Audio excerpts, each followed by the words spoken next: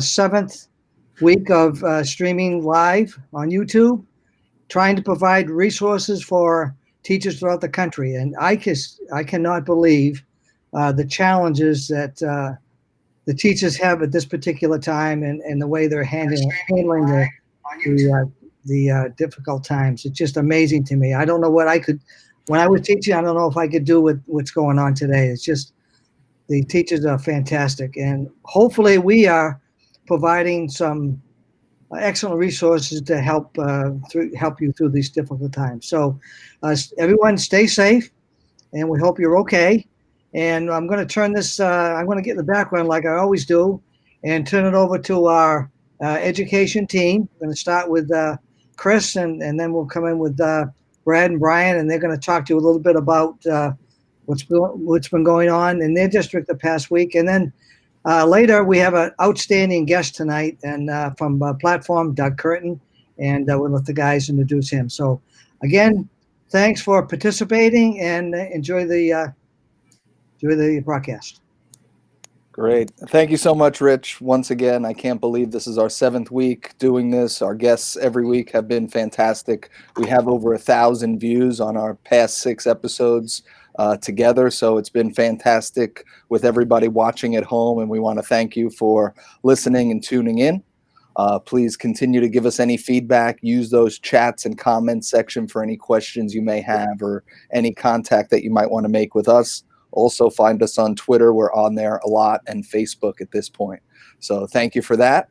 Once again, my name is Chris Meckelberg. I'm an elementary phys ed teacher from Long Island, New York. I've been teaching there for 10 years.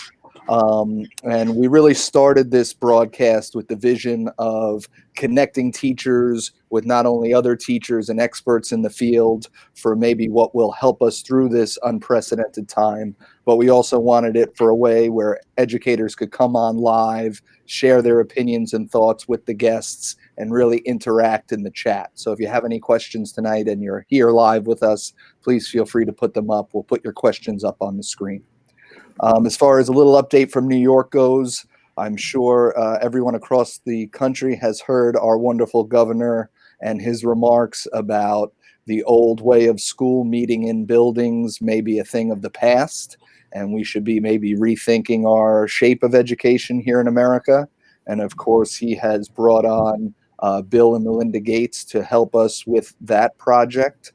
The same 2 individuals who helped us with the Common Core state learning standards, which across the board have been found to be inadequate and not really meeting the needs of 21st century learners in our schools. So us as New York State educators, I think we got our union statistics out. There's about 600,000 members in our New York State Teachers Union. And without any input or foresight from anybody, any key stakeholders in education, Governor Cuomo's gone on with that directive.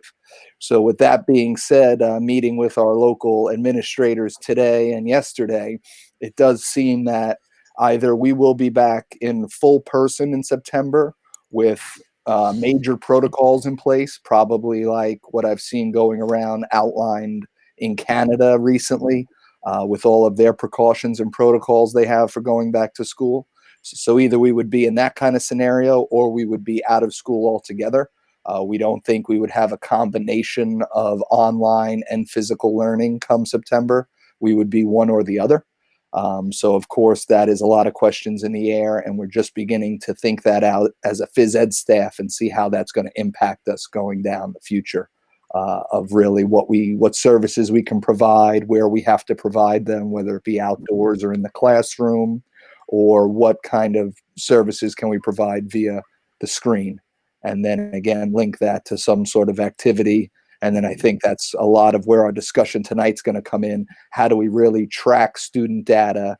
And if we can track objective student data from when they're outside of school, then I think we really have a strong case to keep ourselves part of that whole child core curriculum in education. But if we can't do that, I'm afraid that we'll be like California and our mandates will be gone soon. Ryan, Brad, yeah, Chris, it's crazy the unprecedented times we're in. I mean, you mentioned what your governor said, and it's pretty unfortunate about where his current vision is. We haven't heard that much specifics from our governor out here in Colorado, but the more I learn and the more I read and the more I talk to people, it just seems like we're in this for the long haul. Out here in Denver, I can definitely envision this continuing all the way through at least December. And a lot of people I've talked to thinks, well, Colorado's always been one of the lower states in the country in terms of funding per student. And it's unfortunate, but I think what you just said, I think if we don't start making physical education as objective as possible, like especially during times like this, we could be in major trouble. And I think just like heart rate data, even the assignments we are posting on our learning platforms, I think we need to make sure they're very intentional so that people understand what we're doing and why we're doing it and how it's going to benefit the whole student and the whole child outside of the classroom, because let's face it, that's where we're at right now. So I think our guest tonight and Doug Curtin's going to be able to fill in some of the holes for us and give us a pretty good clue on what objective data and collections could look like. Brad, you have anything? Not too much. You pretty much covered it all. Yeah, it's pretty scary, unprecedented times considering the major budget cuts that we're probably going to be facing. I know my district is facing some potential budget cuts between 10 to 70 million. And some of the proposals brought up by the district and union, they're trying to work together, which is a positive thing. But some of the proposals, there's really no easy win-win situation. Something's going to have to get hit hard, and it's unfortunate. And especially with some of the recommendations by the CDC, it could possibly look pretty scary for PE when they don't want equipment touched or they want everything strictly in the classroom, which unfortunately could be a big hit for us. But hopefully we all come with good resources. Doug Curtin is a fantastic resource that you will get to know tonight with his platform, curriculum and app, and it's tremendous. Great. Well, I think first what we want to talk about a little bit tonight, and I think this goes right in line with what Shape America was talking about just recently. And before Doug comes on and we introduce him, Rich, I want to share the other screen first. Oh, sure. Yeah. Sorry about that. Sorry, Doug. We're going to take you on in a second. I just want to go through a little stuff quickly first. So I think just today or yesterday, Shape America was updating, I want to say, district administrators and possibly principals about funding streams coming from the federal government. And currently in the last couple of years, that has been in the form of ESSA funding, so the Elementary and Secondary Schools Act. And what the ESSA funding has done over the course of the last 5 years has really consolidated all of the federal grant programs that are out there. And what they did is they just took the amount of money they would give to the educational department each year, which is like maybe $2.5 billion or whatever they funded at, and they divide that big number up by states, and each state has some sort of formula that they get their percentage of funding for. And then after the state receives that money with specific criteria outlined of how you get to keep that money, and that's related to our testing, our standardized testing at the end of the year and our regents exams and all of that, in order to keep and get that funding, you have to make and meet those requirements. The state then divides, each state has a different formula and calculation to divide that federal money up down to the individual districts. And in the past few years, that has come directly into your district's funds, and it's entitled ESSA funding, and that is all done by your business administrator. So if you're somebody out there who's looking for funds, and ESSA funds could help and should help physical education, the first thing you would need to do is contact your business administrator. They would then know how much money they specifically get for their ESSA funding each year. And then you should be able to, at that point, at least argue and make a case for a percentage of that funding, or maybe if you had a project in mind, you'd be able to plead your case in order to get that project funded through that ESSA funding. So for example, my district that I currently work in, it's a relatively affluent district. We're probably below 10% free and reduced lunch. So you would think normally that would not qualify us for a lot of this extra federal aid coming from the state level. Last year in particular, we got $97,000 just from the ESSA funding. Now that's extra money that was not included in our budget, that was already funded for the year for all of our projects and everything we could have foreseen. This is totally extra funding. So now once this money comes into the account, of course, district administrators know about how much it is. They have some backup plans and ideas that they might want to accomplish with this funding. And then things like Promethean boards and smart boards and flat panel screens and maybe one-to-one devices begin to show up in the district because of this extra money. Some districts have been very good at allocating or justifying for the phys ed department why and what they would need from using this extra ESSA funding, and they've gotten whole projects funded.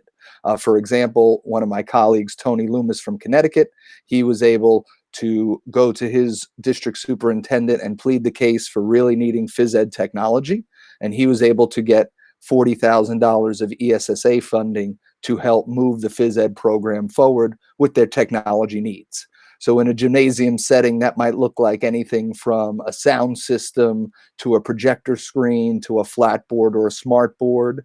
It could look like pedometers, accelerometers, or heart rate monitors that we're going to talk about tonight a little bit. Or it might even include something like what Doug is going to present, his platform product, which is pretty much some sort of online database for all of not only FitnessGram scores or any kind of fitness testing you might do, but really the whole gamut of education that you can provide to students. So any of these are totally justifiable under the ESSA current funding that everyone has gotten this past year. Now, because of the COVID-19 relief stimulus, which is called the CARES Act, this CARES Act is also just like ESSA funding, but it doesn't even have those state requirements tied to it in order to obtain and keep this funding.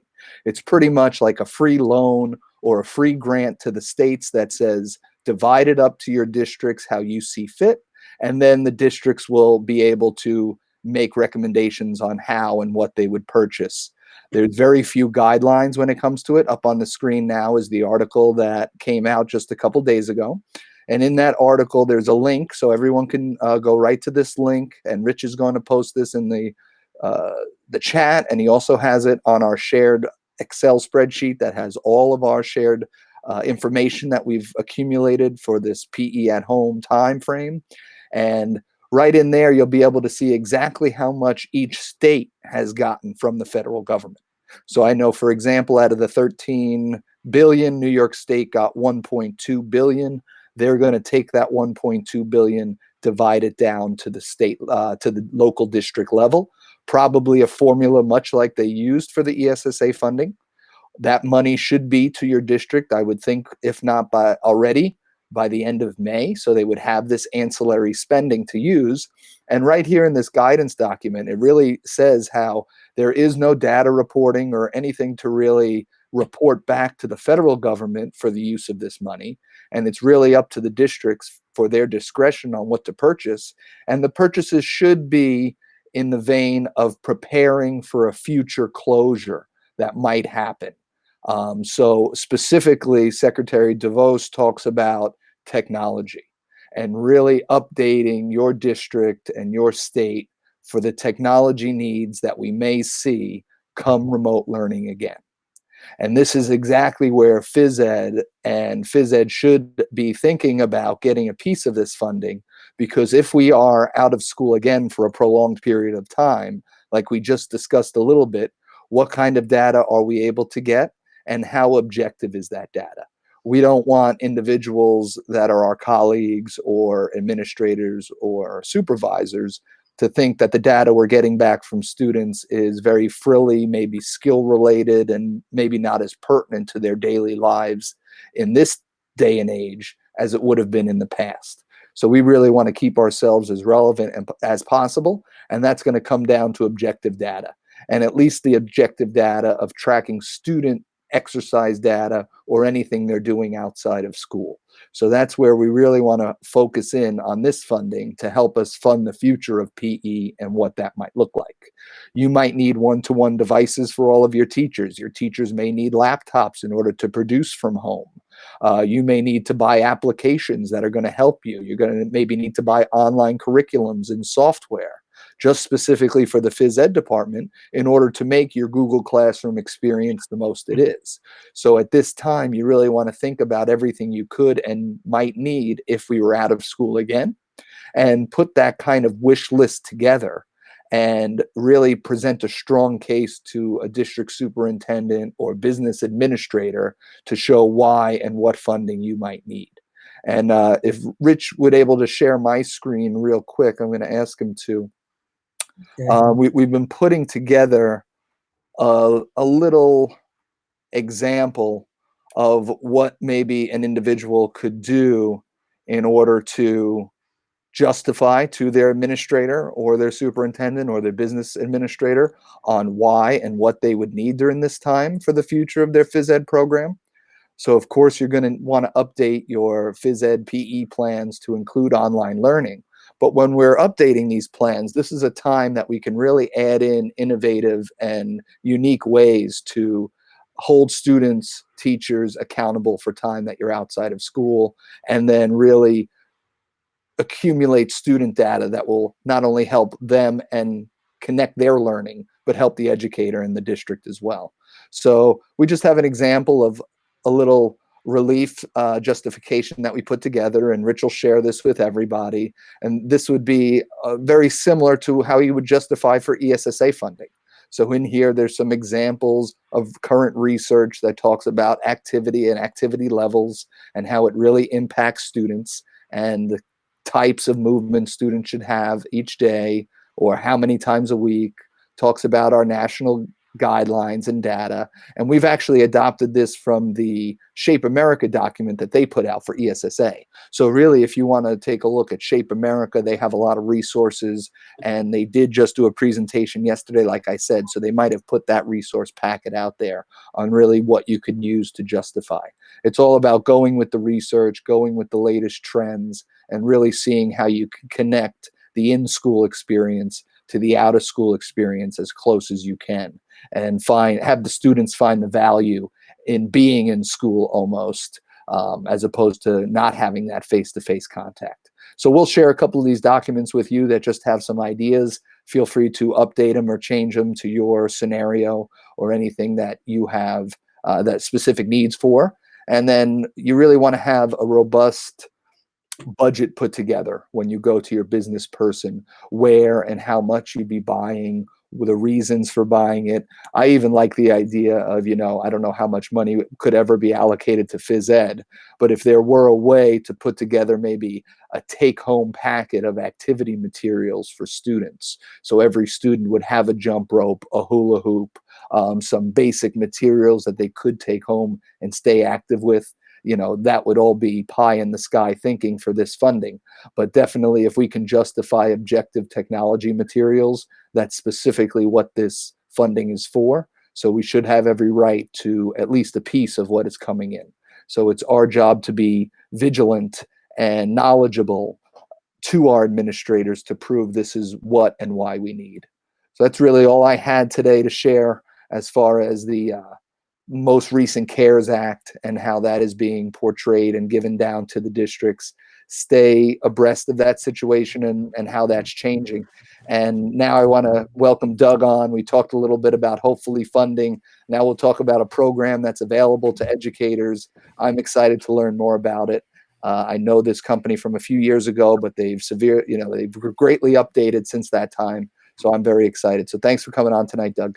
Yeah, absolutely, guys. I'm excited to be here. Thanks for letting me come on, and certainly excited to be able to share what we're doing at Platform, but also kind of just talk about PE and a lot of what you guys were talking about and making it work within the current setting. So thanks again for having me. Yeah, thank you, Doug. It's going to be a pleasure. We're really looking forward to hearing what you have to say. Nice. And can you guys hear me okay? Is that the volume all right? Perfect. Awesome. Yeah, great. Awesome. Well, I know that we were going to kind of kick things off. Before I jump in here, I think, I had kind of prepared a few things, and Chris, as you were talking, I was jotting down lots of notes in terms of all the things that you were making mention of with relief funds and everything else like that. Certainly relevant to what I think we'll walk through a little bit in terms of platform. Before I do that, I just want to start out by thanking Rich and everybody at Heart Tech Plus. It's a pleasure to be part of this community, part of the phys ed community. We really pride ourselves in working directly with PE teachers, with coaches, everyone that's working with students, and look at ourselves as a very much a supplemental resource to kind of enhance and move physical education along as a subject and as a curriculum matter and everything along those lines. I know that teachers out there, as we mentioned at the forefront of this, it's been tough, it's been challenging, but watching the first few episodes of this live stream, watching all of the different things that teachers have been doing across the country, super inspiring, and I'm just humbled to be a part of it. Platform, all of us here are super humbled to just be, part of the action and making it so that, students can get physical education, physical activity, all that health and wellness at home is so important, as we all know here. But I think doing a really great job of kind of advancing that in general. So with that, thank you so much. And I know you guys had a few questions. I don't know where you want to kind of kick off from there, but can certainly kind of go whichever direction you'd like. Great. Well, first of all, let's just start a little bit about the background of platform, your background, Sure. what your current role, how you see platform growing, anything that you really want to start with. Yeah, absolutely. So platform was founded now almost 8 years ago by Sam Breslin and Alex Ralph, both coaches. Sam Breslin as well was a PE teacher working in a local school in Massachusetts.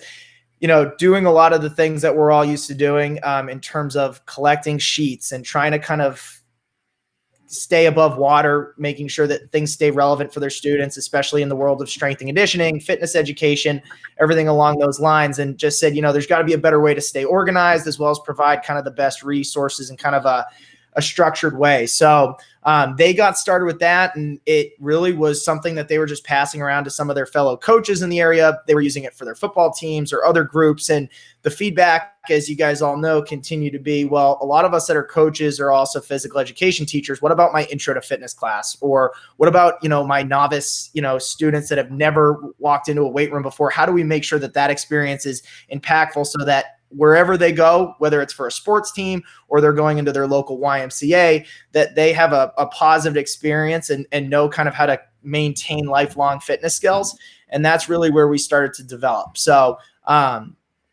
proud to say that we were working with a few hundred schools a few years ago, and now we're up to almost 1,000 schools across the country, working with them in physical education, in athletics, a lot of them kind of across the board in that unified capacity, starting with 7th to 8th graders, getting them a really robust, comprehensive intro to fitness, all the way up into graduating them so that they can go, as I mentioned, kind of continue that lifelong fitness journey that we all have in the hopes of as physical educators. A little bit about myself.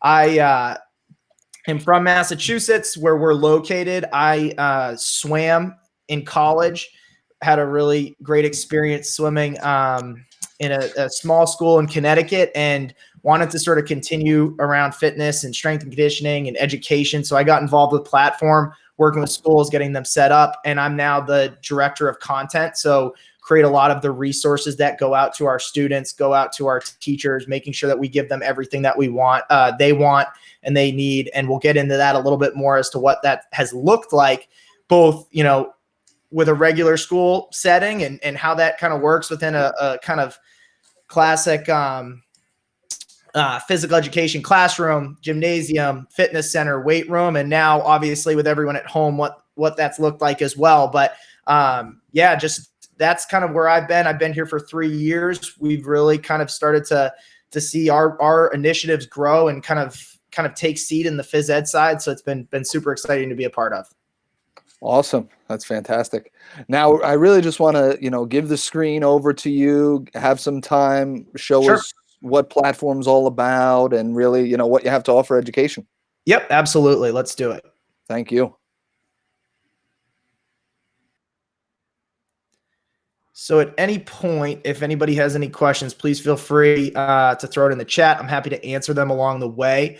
As I mentioned, a little bit of background. We work with middle school and high schools from all across the country. We're really proud to partner with those schools. During a typical school year, we'll provide training programs ranging from that intro to fitness curriculum all the way up to that higher level, working with, high school student athletes that have been in the weight room for a few years and feeling really comfortable with that. So this is a map of all the schools that we work with and currently partner with, just to give you an idea of the scope of who we're working with. I think, Chris, as you were talking about some of the needs to kind of stay cutting edge and stay relevant and make sure it's kind of efficient in what we're doing and using data and informed, I think what's been nice is what we've really been able to do at Platform is we started working with schools and PE in that physical education setting. When everything kind of shifted, we were able to quickly pivot the resources that we were looking to provide for our students in PE. So what we're able to do is kind of in Platform monitor and track a lot of the progress, as well as provide the curriculum and resources that students will have access to.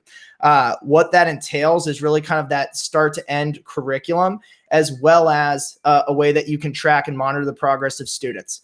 So what you're looking at right now is a teacher or coach's dashboard page, and I'm on the training tab. So you'll notice we've developed a lot of different programs, and right at the top for people to be able to grab out are these modules for remote fitness, remote mobility, different remote fitness assignments. So those are different kind of written assignments from reading articles, podcasts, giving different responses that they can then tap back into Google Classroom or whatever it may be and answer those. A little bit more of an advanced athletic performance program that you can do at home. And all these programs you can do really in the comfort of your own home. And what's really important, what we try to do and provide with all of them is provide the resources that, a teacher can feel confident that people are going to be doing things safely at home, that they're going to know what kind of comes next, and that they're going to be able to follow along with whatever way works best for them. So there's written notes for each and every assignment. There's instructional videos that a student can tap into and get insights into what he or she is supposed to do next. And they're able to follow along with that. So as they go through this, they'll be able to log these things, letting the teacher know that they were able to finish these. And they're going to be able to follow along with the videos and execute these different movements. Just about every remote program has a finisher. And it's a nice way that we can kind of tap in, pair together a lot of the things that the students were working on, and they'll be tasked with a little bit of an assignment towards the end. Here, they'll be able to log it, and that logged result will start to come up here into our analytics tab. As I mentioned, we want to make sure that we are collecting that data. Chris, as you mentioned, we're getting informed results from the students as they go along, making sure that it's not just kind of, here, I'm sending this out and not knowing what's going on. Let's get that information back. Let's kind of keep that cycle from teacher to student back and forth. What I think is really important, both with what we provide and, how teachers have been using this at this time, is that we want to keep it simple, right? Students have a lot on their plates. We know that, as you mentioned, physical education is something that we want to make sure that students are having positive experiences with, feeling like they have some efficacy, control. What we've really tried to do is make sure that students feel comfortable, confident, they have those guided resources, and this isn't going to take them 3-4 hours every single day. It's a really nice way that they can tap into different types of movements, follow along with the videos, and execute it from there. I'll pause there, Chris. I don't know if there's any questions coming in, or if you have any questions you want me to sort of try to build where we're going from here, or just kind of continue on.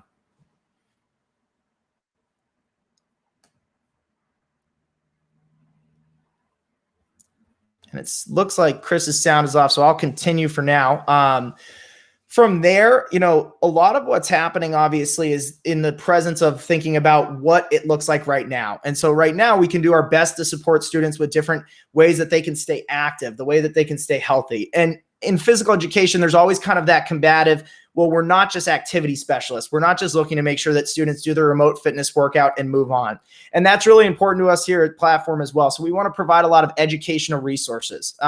What that's entailed is providing different ways to think about doing things from home. Hey, you're at home, let's fix our faults on our lunge. So a great example here is going over this movement, thinking about if we're walking on a tightrope or if we're working on train tracks. So just keeping the kids engaged, giving them some ways that they can think about doing their lunges. And then alternatively, a lot of times the power of PE, Chris, like you were talking about, in hopes that, we're not going to do this from home, is that students are able to work together. Teachers are able to give their students feedback. Well, what if they don't have that feedback? So a squat's a great example, right? All right, I don't know if I'm squatting below parallel or my range of motion's correct. Well, let's take a simple household item and kind of check in and see if our hips are going back and down and if we're staying safe. So these videos are paired with a lot of the videos and educational resources that are provided at Platform as well, because again, we want to make sure that this is super relevant to students in their current situation. So if you can kind of check out my right-hand tab, there's lots of different ways that we're doing that right now, making sure that students feel engaged, they have that efficacy and know what they're supposed to be doing. And then I want to, again, kind of circle back to what we were talking about, is that this is not just about activity, right? We want to make sure that students are getting that comprehensive, robust PE curriculum.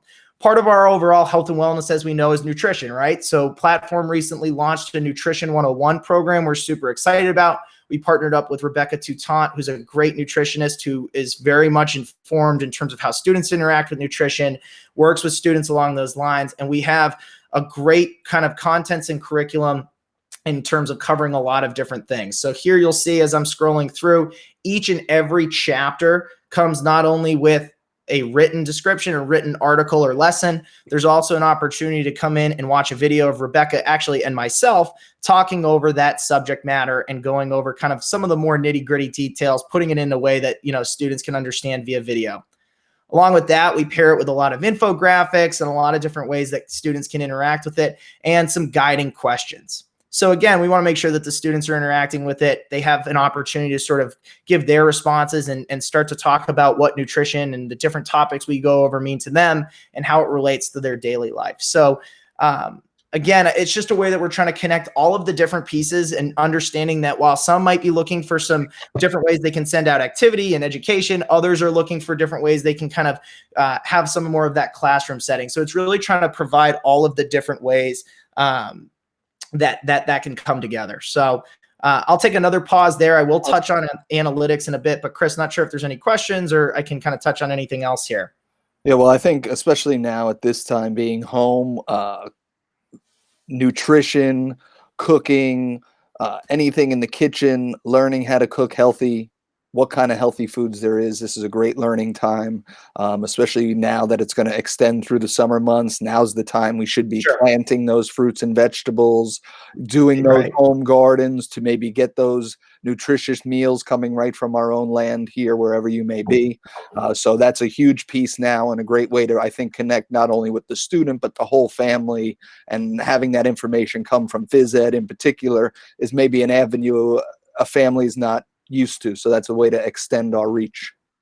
Sure. Absolutely. Really great point. And again, like you said, making sure that we kind of have all the different facets is important to us. And really what we look at Platform as is very much a platform, and teachers can navigate those different things on their own kind of opportunity. So, much like I showed you with the remote fitness programs that I have up right now, much like I'm talking about with nutrition, there's a really good place in which using Platform, you can deliver all of those different things, but it's not a hard and fast way, right?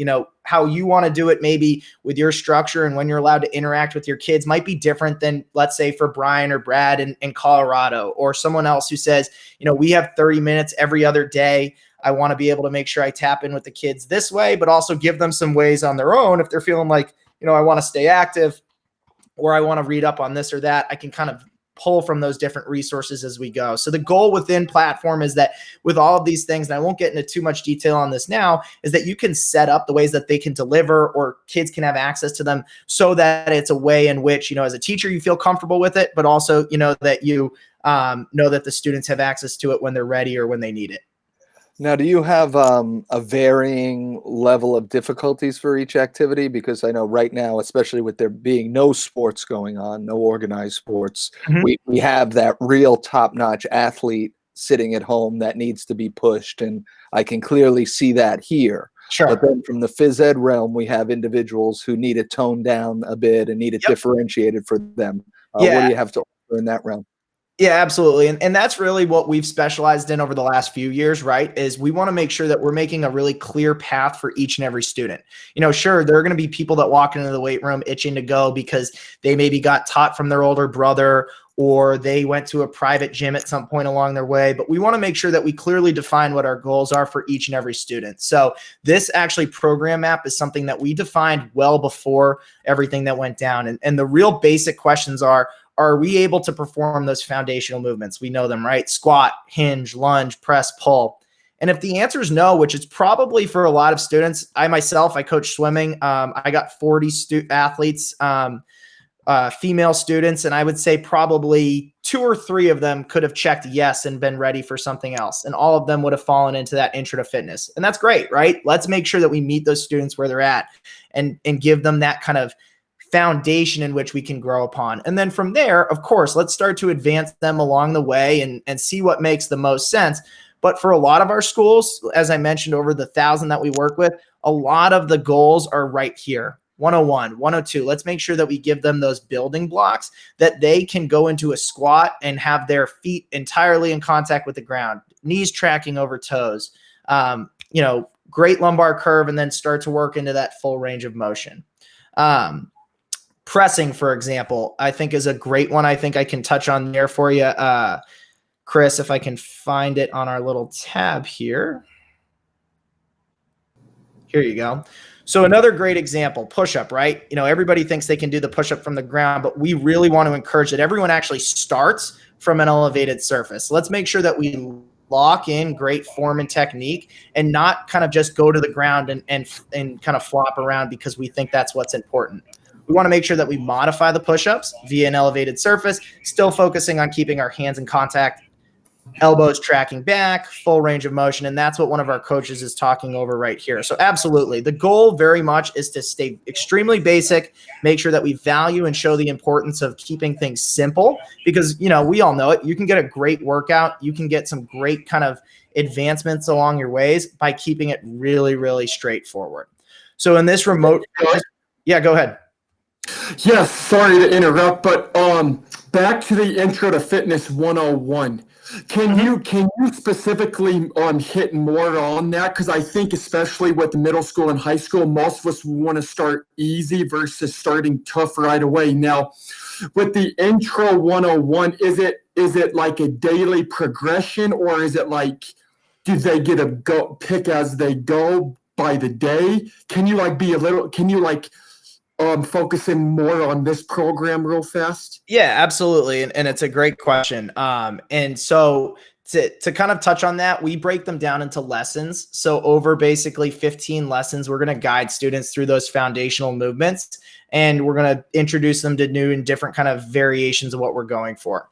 So to give you an example, lesson 1, we'll warm up and we'll go over some of these basic movements. And for all these students, it's probably new. And that's why these instructional videos are so important to us. We want to make sure that they're comfortable and know exactly what they're doing.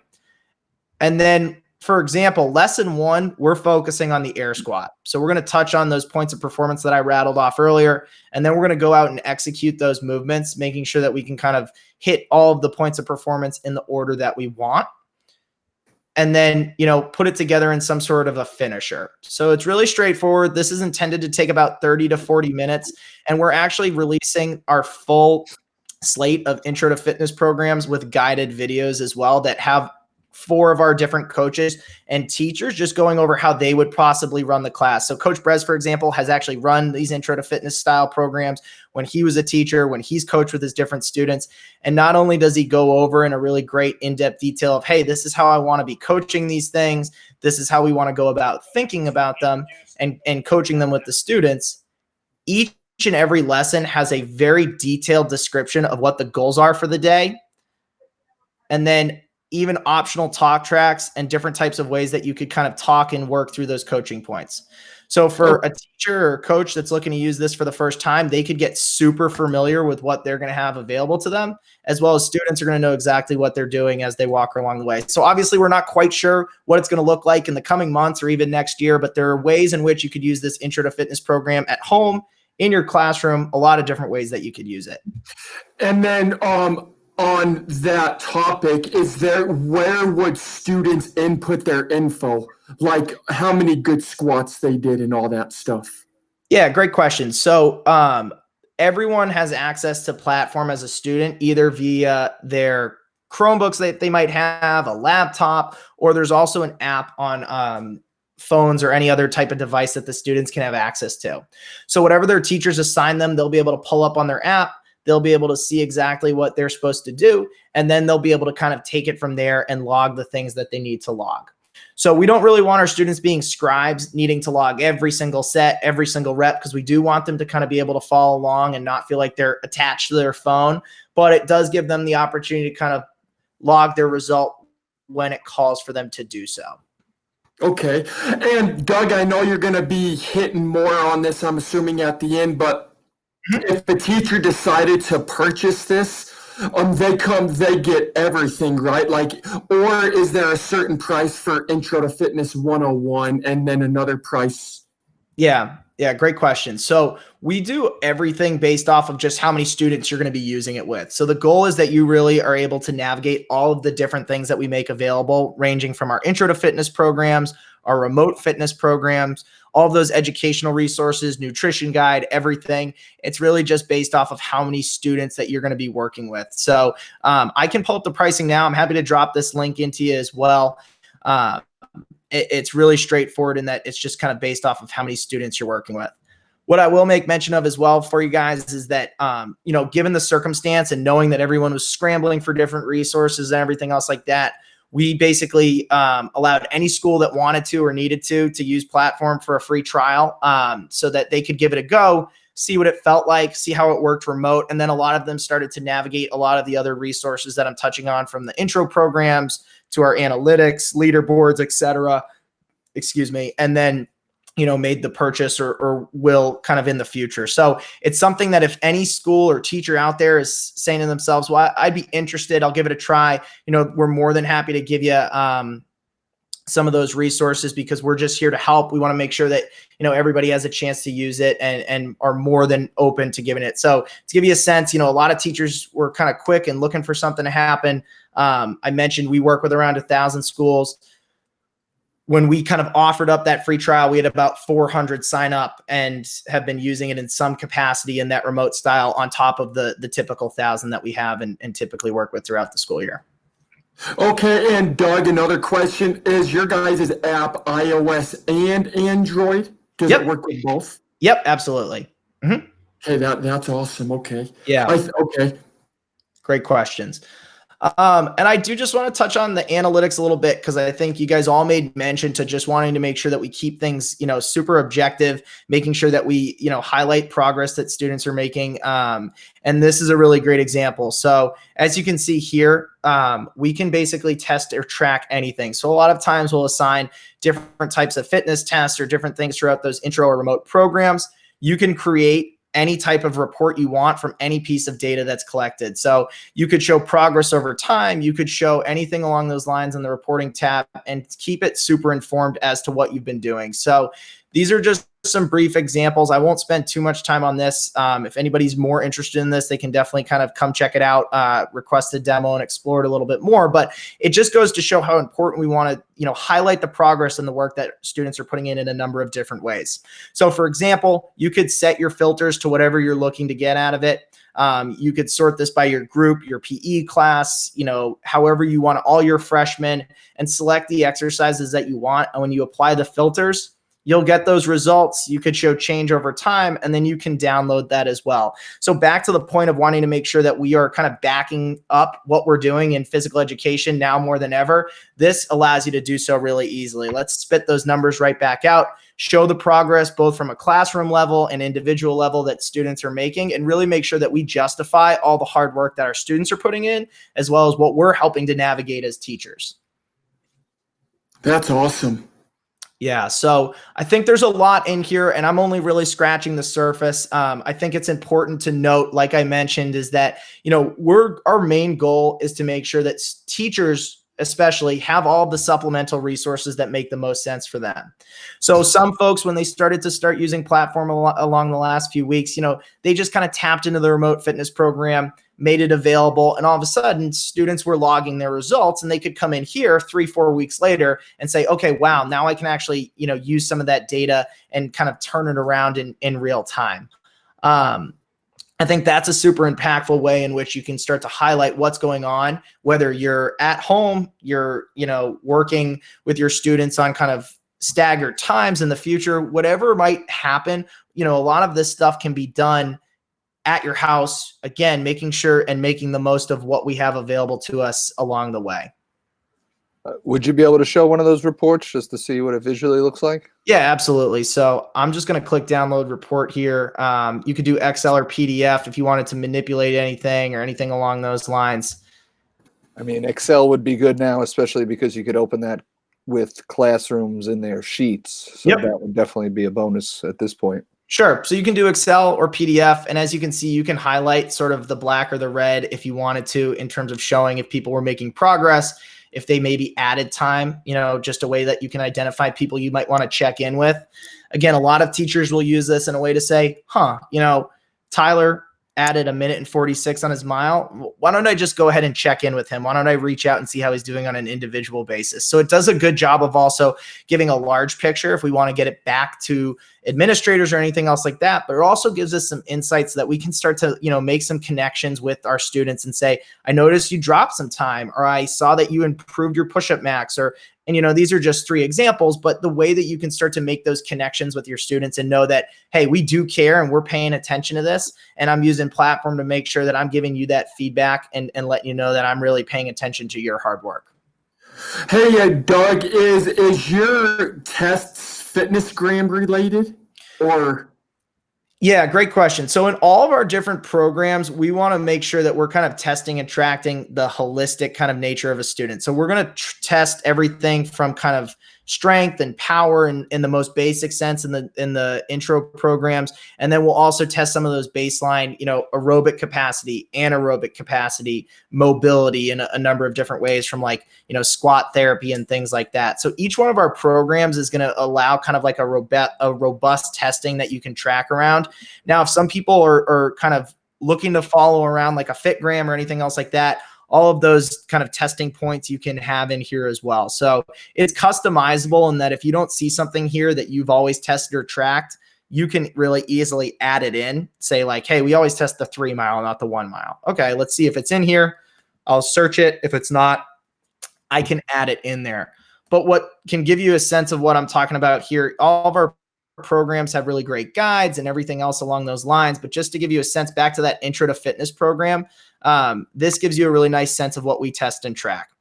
So mile run, push up, pull up, air squat, strength capacity, squat therapy, which is that mobility, a 2-minute burpee test, which is that anaerobic capacity, plank hold, stability, and then a platform Metcon, which tests the overall fitness. And that's sort of kind of like a little metabolic conditioning all combined into one little like fun test that the kids will do. So again, all of these can be done at home outside of the pull-up one, but also something that can be facilitated within classes and everything else like that. And as we grow with the students, we'll grow the testing as well. So obviously, as we get more advanced, we might add in a few variations of this test that will be more challenging past the intro to fitness, for example.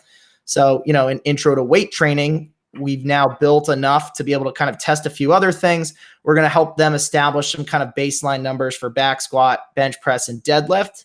And then we're going to continue with those same testing, but also add in a more skilled version of like the jump rope max for a minute, et cetera. So we really try to build from program to program, and the idea that we're looking to kind of grow the student from start to finish wherever we might get them. Okay, and then Doug, I think you probably already hit on this, but so you're saying that it's always up to the number of students if you bought this. So if let's pretend I bought it up to 1,000 students, is there a way to like have the students just view Intro to Fitness 101 so that way I don't want kids like messing around with the other advanced lessons? Yeah.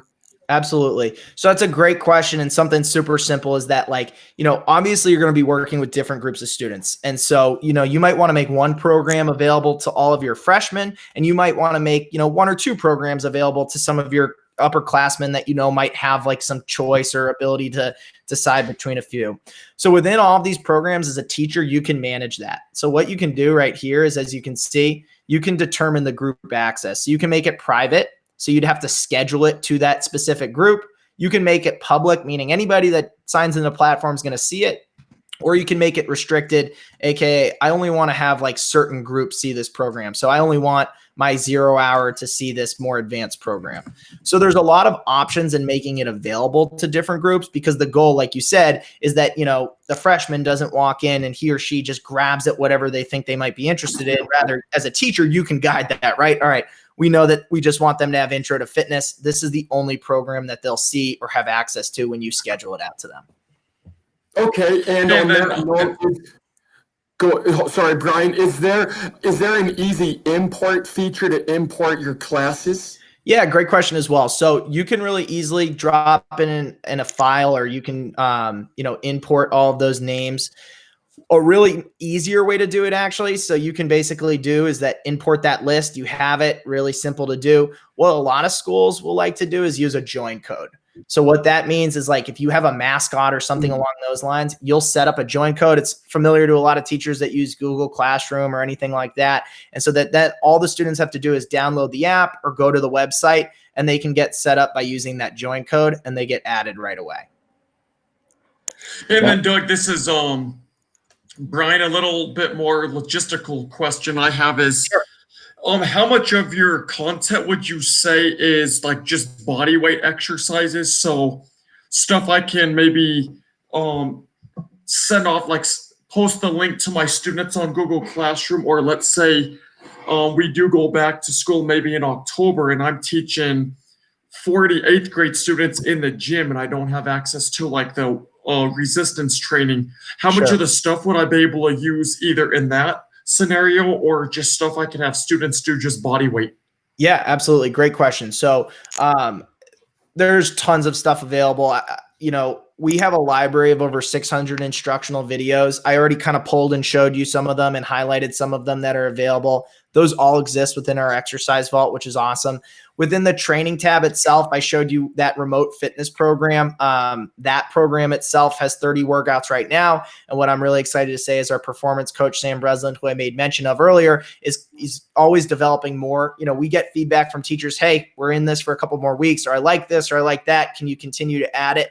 In my position, I'm really fortunate to be able to devote all my attention to what we get in real-time feedback. So if someone says, hey, we need more of this or that, come October, we're there and we can make it. But while I touched on a lot of the remote fitness workouts, there's also a lot of other great different mobility sessions as well. So here's another great example of a lot more resources. We have over 25 of these, in which when a student taps into this, they're going to be able to follow along with a guided mobility session that lasts for 20 minutes. It has all of the written out so they can know what to expect, but we also have our performance team walking through the movements so that they know what positions to get into, what they're thinking about through all of those different things, and they can guide through that mobility session as well. So there's a lot available from the body weight. You can do this just about anywhere, and there's weeks and months worth of content, videos, and resources that you could do in the comfort of your own home or without any equipment whatsoever. I know during this time, thinking about an upcoming football season in the fall, I know we've already made the direction that if we are back to sports in the fall, there'll be no use of our fitness center facilities for preseason training. So I could really see this going a long way for providing the exact exercises to your athletes, and then getting that exact exercise data back as the coach and modifying based on that data. Absolutely. Absolutely. And we've talked a lot about what it looks like at that beginner level, making sure that those students are set up for a really strong foundation of success. As we do progress, and if this does drag on or it goes longer than we expect, which seems like it might be the case, we're providing as well a lot of ways that you can get creative at home. All right, how do we safely load up a backpack? Or how do we, elevate our legs and do, glute bridges so that it's a little bit more difficult than doing it from the ground? Ways in which we can sort of grow and advance past that kind of initial foundation of fitness for those that might need it or might be interested in it because they are thinking about hopefully that next sport that they're going to be a part of and are itching to kind of make that progress as well. Any other questions? Are all great. No, yeah, I just think this is excellent, Doug. Thanks so much for being on. Chris, Brian, Yeah, just another thing is I'm assuming the cost per year once we're back in school is the cost per year or is it a one-time cost? Sure. So it's a yearly cost. We work with a lot of schools to discount it to kind of do multi-years, as you can see up here. And right now we're also working with a lot of schools that if they get started now, we'll basically just ask for a purchase order, as schools are familiar with, and get them started basically today. And they'll have it for 2 free months until that purchase order kind of logs in July. Same way as Chris is talking about relief funding or anything else like that, as we're navigating those different things, we're looking to be as flexible as we can to make sure that, schools can get started, get their resources out to their students. And then we can kind of, obviously work knowing that we're all teachers. This is all new to us. We want to make sure that we serve people and not kind of get caught up in the logistics and bureaucracy of, waiting for someone to be able to get into the school to write the purchase order or whatever else it might be. Fantastic. I mean, if there's anything else you want to share now, you're more than welcome to. If not, it's been fantastic getting to know you and the product a little bit. And if this does go on, we're looking to do many more episodes. Maybe we'll have you on in the future and give us a little update on what you've been seeing out there. Yeah, absolutely. And what I would love to just kind of close with is that if anybody's interested, please feel free to reach out to me. My name's Doug. Email is doug@platform.com. You can also just come to our website, which is platform.com, and check out all of the different resources that we have. If you're at all interested, I would encourage you to just kind of walk through a 10-minute more interactive demo to explore the things that I briefly touched on along the way. And then what I would make a plug of, because it's what I love to do and what we're constantly creating, is go check out what other teachers and coaches are doing for Platform. You heard me talk about it, but there are a lot of teachers using Platform in unique ways. And on our blog, you can kind of check out all of those different things, from different routines and different suggestions that are coming out along the way. Our blog is chock full of how schools and teachers have been navigating this. So, as much as Platform tries to support folks, here's a great podcast that I did with someone talking about how he runs his strength and conditioning program, both during the year and now under this. Brian and Brad have both joined Chalk Talk, the podcast that I host.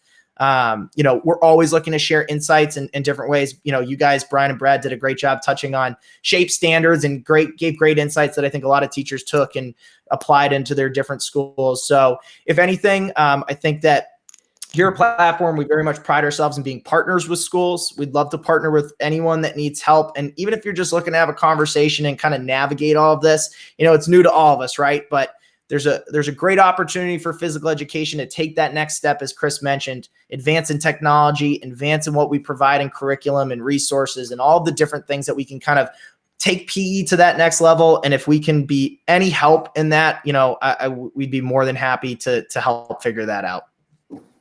Thank you so much. Really appreciate you coming on this evening. It's been fantastic. Absolutely. Chris, Brian, Brad, Rich, very much appreciate it. You guys are all doing great work, really making sure that we kind of work together in all of this. And if you ever want to have me back, I'd be honored to join and maybe get into some more specifics of anything that we might be interested in as well.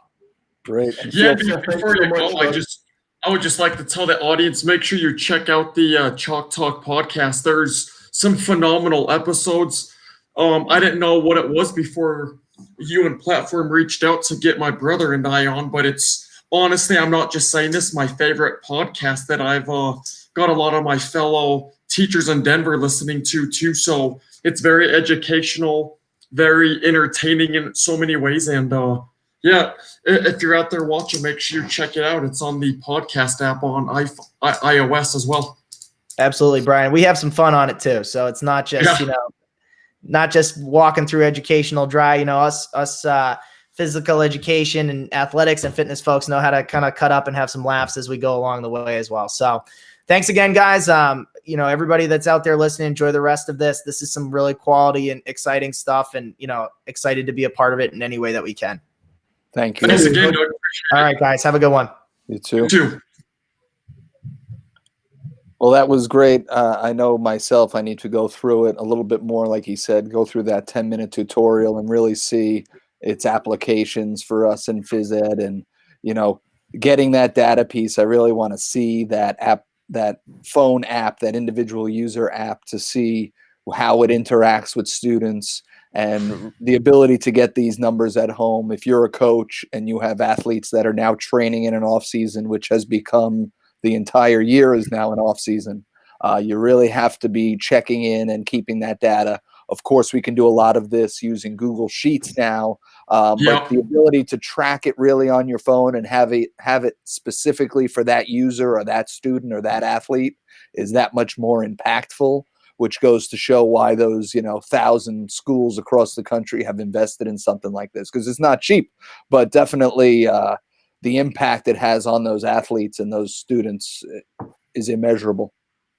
Well, yeah, and to further add on to that, before we go, I think we're in a really good position if, for personally, I could see myself using this platform app for more fitness and logging exercises, and then Heart Tech Plus with the Singulus app up and coming. And once we get some of the bugs ironed out, I think phys ed teachers have the ability of having all their data coming in being objective and measurable. So this is very powerful stuff. Yeah, and what I wanted to add before we leave is what I really like about the app is pretty much kind of like the kids' own little personal trainer, because it has tutorial videos that they could watch, and like if they do it, then maybe their family's going to do it, and it could be more like implement more family fitness. And anything with technology is just going to be much more easier to implement. So I think it was great. Definitely. And I know looking ahead to next week already, I can't believe that will be May 14th. I hope that we are celebrating some very good news that we find out tomorrow and Friday night for you two gentlemen as far as shape goes. And next Thursday, we'll have Doug Hallberg on. Of course, 2017 Shape America National Middle School Teacher of the Year from Honason, New York. Great friend of mine, great friend of the educational teams here. Can't wait to really get his experience going through this time, how him and his students are making it through, him and his family, and then how he's seeing phys ed really progressing in the near future and then down the road in his district. So he's going to be a great guest next week, just sharing all of his wealth of knowledge that he has. Oh yeah, he'll be great to have on. He's very well known. I respect him immensely, and it's going to be a pleasure hearing a National Teacher of the Year share their resources and wealth of knowledge. Absolutely. So then we'll have hopefully 3 National Teachers of the Year on the screen, and you can get me off the screen next week. Not going to happen. The competition is too rich. I don't know. Well, guys, thanks so much. Rich, you have anything to add tonight? Thank you. I just want to thank you, Chris, for putting the driving force behind the guests and bringing them on, and the Brian and Brad. The conversation has been awesome, and I think there's teachers are really going to benefit from what we're presenting each week, and hopefully we can continue to do that. So, guys, thanks a lot. Appreciate it. Yep. If anyone's watching after this live broadcast happens, feel free. PD hours available. Rich will get you a certificate of attendance. Whether your state or district will take that, we don't know. Feel free to share the video around. Hopefully Doug will share this on platform, and I know we'll get all of our information out there on platform from our end also. So thanks, Doug, again for coming on tonight. It was great. Thank you, guys. Take care. Most importantly, stay safe. Stay safe, everybody. Stay safe, everybody. Definitely. Remain healthy. Thank you. Take care.